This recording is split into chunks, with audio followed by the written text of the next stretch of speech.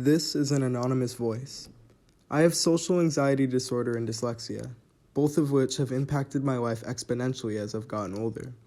For people with social anxiety disorder, everyday social interactions cause irrational anxiety, fear, self-consciousness, and embarrassment.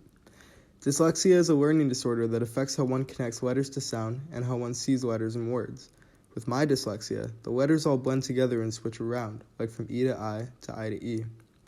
As a kid, my social anxiety was shyness. I was always playing by myself at recess. It was listening to elementary school bullies and letting them silence me. It was eating lunch with my school counselor because my teacher noticed I would always eat by myself. It was my teacher telling me to speak up. As a kid, my dyslexia was being pulled from class to get extra reading practice. It was teachers calling home and telling me I should be reading more at home. It was only getting through a few lines on that stupid Dibbles test. It was hiding my paper and lying about how far I got to my friends. Now, my social anxiety is making self-deprecating jokes. It's having panic attacks almost every day, definitely more than one on days I give presentations. It's walking down the hallway and feeling like everyone is critically analyzing my every movement. It's staying up till 1 a.m. thinking about a million things I did wrong that day. Yesterday, last week, last month, last year, or 5 years ago. It's feeling like I'm the only person in my friend group that doesn't belong. Now my dyslexia is never volunteering to read aloud. It's rereading a sentence or paragraph over and over again so when it's my turn to read, I won't stumble over my words or get words wrong. It's constantly losing my place while reading. It's dreading doing readings for history, English, or science.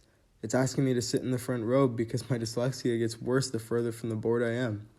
It's being terrible at learning a foreign language because I can barely read and spell English, and you expect me to be able to read and spell Spanish or French? When I was in middle school, I would have mini panic attacks every so often, but I didn't think much of them, and to this day I barely remember them. But I vividly remember my first really bad panic attack.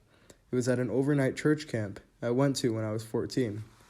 We had just finished an 8-mile hike, and it was settling in that I was alone. There was no self-service. I barely knew anyone there. I was sitting on my sleeping bag in the tent, and I suddenly felt dizzy. I started crying and thought I was just homesick, so I was embarrassed that I was so emotional. Until I couldn't breathe.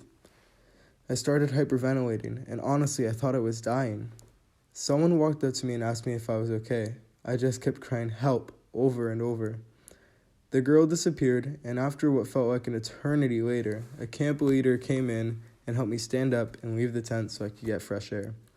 She helped calm me down and help me breathe steadily. After that, she asked if I ever had a panic attack before.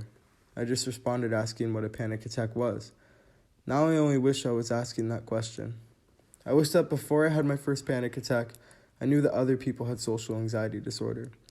Maybe then I wouldn't have felt so scared and so alone when I had my first one.